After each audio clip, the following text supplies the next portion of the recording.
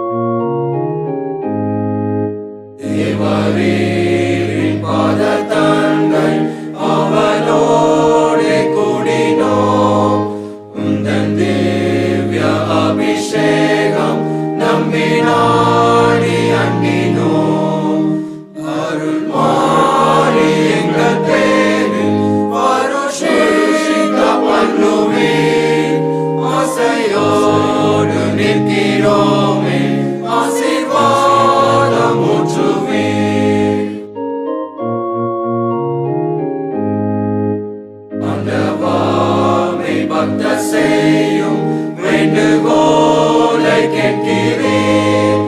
அன்பின் சுவாலை எங்கள் நெஞ்சில் என்று மூட்டி நிற்கிறேன். அருள் மாறி எங்கள் பேரில் வருஷிக்க பண்ணுவேன். ஆசையோடு நிற்கிறோமே, ஆசீர்வாதம் ஊற்றுவேன். தேடும் அபிஷேகம் இயேசுவே கடாட்சியோ, பெந்தேகோஸ்தின் திவ்ய ஈவை தந்து ஆசீர்வதியும். அருள் மாறி எங்கள் பேரில் வருஷிக்க பண்ணுவேன். ஆசையோடு நிற்கிறோமே, ஆசீர்வாதம் ஊற்றுவேன். ஆண்டவராகிய இயேசு கிறிஸ்துவின் நாமத்தினால் என் அன்பின் வாழ்த்துக்கள். இந்த நாளிலும் இந்த மனமகிழ்ச்சியின் நேரம் என்ற நிகழ்ச்சியின் மூலம் உங்களை சந்திப்பது ஒரு மிகப்பெரிய ஆசீர்வாதம், கர்த்தர் கொடுத்த கிருபை. இந்த நாளிலும் என் ஆண்டவராகிய கர்த்தர் உங்களுக்காக கொடுக்கிற வார்த்தை, நானே உன் பரிகாரியாகிய கர்த்தர்.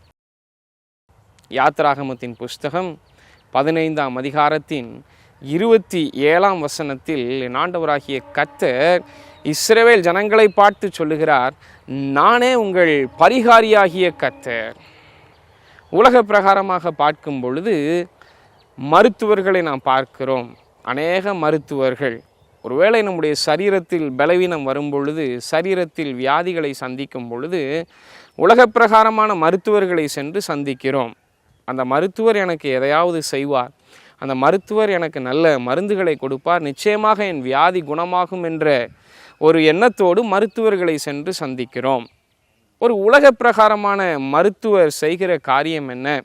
அவரிடத்தில் சென்று நாம் நிற்கும் பொழுது முதலாவது அவர் நம்முடைய குறைவுகளை எல்லாம் கேட்டறிவார். சரீரத்தில் என்ன பிரச்சனை இருக்குது, என்ன பலவீனம் உங்களுக்கு இருக்குது, எந்த பிரச்சனையை நீங்கள் சந்திக்கிறீங்கன்னு நம்முடைய சரீரத்தின் காரியங்களையெல்லாம் கேட்டறிகிற ஒரு மனிதர் தான் இந்த மருத்துவர். முதலாவது அவர் செய்கிற காரியம் நம்முடைய குறைவுகளை எல்லாம் கேட்டறிவார்.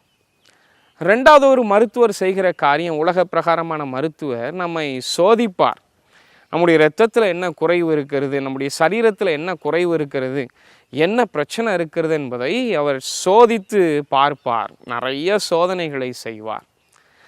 கடைசியில் அவர் செய்கிற காரியம் எல்லாம் சோதித்து அறிந்த பின்பு, எல்லா குறைவுகளையும் கேட்ட பின்பு நமக்கு மருந்துகளை கொடுத்து ஆரோக்கியத்தை வர பண்ணுவாராம். குறைவுகளை கேட்டறிவார், நம்மை சோதிப்பார், நமக்கு ஆரோக்கியத்தை வர பண்ணுவது உலக பிரகாரமான ஒரு மருத்துவரின் வேலை.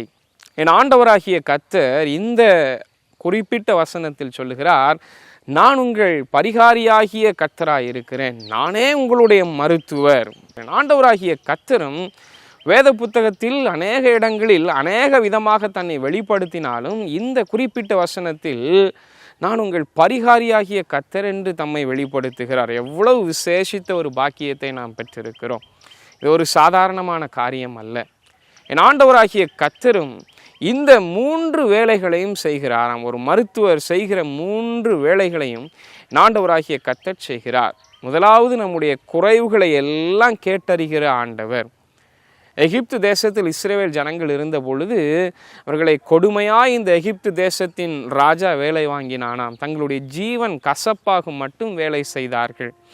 அவ்வளவு பாரங்கள், அவ்வளவு பிரச்சனை, அவ்வளவு கண்ணீர், ஒவ்வொரு நாளும் கண்ணீர் வழியாய் கடந்து சென்றார்கள். ஆனால் வேதம் சொல்லுகிறது, ஆண்டவராகிய கர்த்தர் இஸ்ரவேல் ஜனத்தின் கூக்குரலை எல்லாம் கேட்டாராம், அவர்கள் குறைவுகளை எல்லாம் பார்த்தாராம். எனவேதான் மோசேயை அழைத்து, என் ஜனங்களை நான் விடுதலை செய்ய வேண்டும், உன்னை நான் தெரிந்து கொள்கிறேன் என்று சொன்னார். குறைவுகளை கேட்டறிகிற ஆண்டவர். இன்றைக்கும் என் ஆண்டவராகிய கர்த்தர் உங்களுடைய பரிகாரி. அதை நீங்கள் விசுவாசிப்பீர்கள் என்றால் நிச்சயமாகவே உங்களுடைய குறைவுகளை எல்லாம் என் ஆண்டவராகிய கர்த்தர் கேட்டு அறிகிறவராக இருக்கிறார். குறைவுகளை எல்லாம் அவர் கேட்கிறார். நம்முடைய பாரங்கள், நம்முடைய கவலை எல்லாவற்றையும் அவர் நிதானமாய் பார்க்கிற தேவனாக இருக்கிறார். ரெண்டாவது ஆண்டவராகிய கர்த்தர் அவர் பரிகாரியாக இருக்கிறபடியினால் செய்கிற ரெண்டாவது காரியம், நம்மை சோதித்து அறிகிறாராம். நம்மை சோதிக்கிற ஆண்டவர். இஸ்ரவேல் ஜனங்களை அநேக இடத்தில் என் ஆண்டவராகிய கர்த்தர் சற்று சோதனை செய்தாராம். இஸ்ரவேல் ஜனங்கள் இந்த பார்வோனை எல்லாம் முறியடித்த பின்பு பார்வோனிடத்திலிருந்து ஒரு பெரிய விடுதலை, பார்வோனும் அவன் சேனைகளும் அப்படியே தண்ணீரில் அமிழ்ந்து போன பின்பு இஸ்ரவேல் ஜனங்கள் ஆண்டவரை நோக்கி பாடினார்களாம், சந்தோஷமாக பாடினார்கள். ஆண்டவராகிய கர்த்தர் யுத்தத்தில் வல்லவர், எங்களுக்கு அற்புதம் செய்தார் என்று பாடினார்கள். ஆனால் கொஞ்ச நேரம் சென்ற பின்பு இந்த ஜனங்கள் வனாந்திரத்தில் நடந்த போது அவர்களுக்கு தண்ணீர் இல்லை.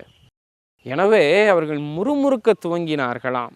ஆண்டவராகிய கர்த்தர் அவர்களை சோதித்தறிந்தார்.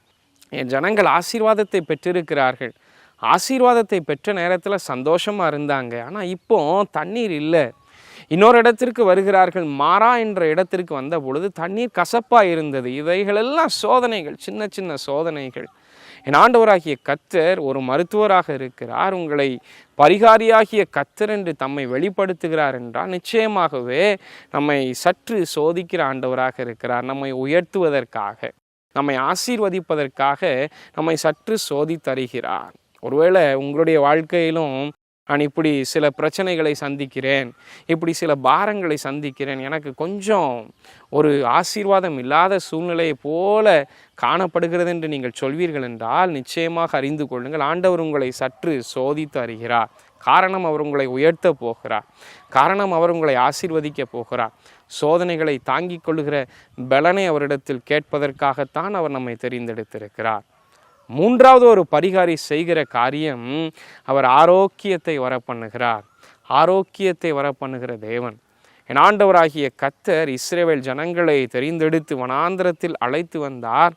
நிறைய பிரச்சனைகளை சந்தித்தாங்க, நிறைய குறைவுகளை சந்தித்தாங்க, நிறைய ஏற்றத்தாழ்வுகள், நிறைய பிரச்சனைகள். ஆனாலும் கடைசியில் ஆண்டவராகிய கர்த்தர் இந்த ஜனங்களை வாக்குத்தத்தம் பண்ணப்பட்ட தேசத்தில் கொண்டு சேர்த்தார். ஆரோக்கியத்தை வர பண்ணினார், சௌக்கியத்தை வர பண்ணினார், ஆசீர்வாதத்தை காண செய்தார். என் ஆண்டவராகிய கர்த்தர் உங்களையும் ஆரோக்கியத்தை வர பண்ணுகிற தேவனாக இருக்கிறார், உங்களையும் ஆசீர்வதிக்கிற தேவனாக இருக்கிறார். ஏனென்றால் அவர் உங்களுடைய பரிகாரியாக இருக்கிறார். எனவே இன்றைக்கு நாம் சொல்ல போகிற, ஆண்டவரே நீர் என்னுடைய நல்ல பரிகாரி, நீர் என்னை ஆசீர்வதிக்கிற தேவன். ஒருவேளை எனக்குள்ள குறைவுகள் உண்டு, அந்த குறைவுகளை எல்லாம் நீர் கேட்டறிகிறீர். ஒருவேளை என்னை சற்று சோதிக்கிறவராக இருக்கிறீர், சோதனையை தாங்கிக் கொள்கிற பலனை எனக்கு தாரும். கடைசியில் எனக்கு ஆரோக்கியத்தை வரப்போணும். எந்தெந்த காரியத்தில் உங்களுக்கு ஆரோக்கியம் வேணும், எந்தெந்த காரியத்தில் உங்களுக்கு நன்மை வேணும், உங்களுடைய தொழிலாக இருக்கலாம், உங்கள் படிப்பாக இருக்கலாம், உங்கள் தனிப்பட்ட வாழ்க்கையாக இருக்கலாம், உங்களுடைய காரியங்களாக இருக்கலாம், எந்த பிரச்சனையாக இருந்தாலும் ஆண்டவரே என்னிடத்தில் ஆரோக்கியத்தை வரப்பண்ணும். காரணம், நீர் என்னுடைய பரிகாரி என்று சொல்லும் பொழுது ஆண்டவர் நிச்சயமாகவே நம்மளை ஆசீர்வதிக்கிறார். நானே உங்கள் பரிகாரியாகிய கர்த்தர். தலைகளை தாழ்த்தி ஜெபிக்கலாம். பரிசுத்தமுள்ள எங்கள் அன்பு தகப்பனே, நீர் எங்களுடைய பரிகாரி, நீர் எங்களுடைய பரிகாரியாகிய கர்த்தர் என்பதை நாங்கள் விசுவாசிக்கிறோம். எங்கள் குறைவுகளை எல்லாம் கேட்டறிகிறீர். ஆண்டவரே உமக்கு நன்றி அப்பா. எங்கள் குறைவுகளை எல்லாம் நீர் கேட்பதற்காக உமக்கு நன்றி. மாத்திரமல்ல, எங்களை சோதித்து அறிகிறீர் ஆண்டவரே. எங்களை உயர்த்துவதற்காக நீர் எங்களை சோதிக்கிறீர். உமக்கு நாங்கள் நன்றி செலுத்துகிறோம். சோதனையை தாங்கிக் கொள்வதற்கு பலனை தாரும். மாத்திரமல்ல, எங்களுக்குள் ஆரோக்கியத்தை வரப்பண்ணுகிற ஆண்டவராக இருக்கிறீர். எங்களை ஆசீர்வதியும். இந்த வசனத்தை கேட்கிற ஒவ்வொருவரையும் ஆசீர்வதியும். இந்த நாள் எங்களுக்கு ஆசீர்வாதமாய் அமையட்டும். மீட்பு இயேசுவின் மூலம் ஜெபிக்கிறேன் நல்ல பிதாவே, ஆமேன். கர்த்தர் உங்களை ஆசீர்வதிப்பாராக.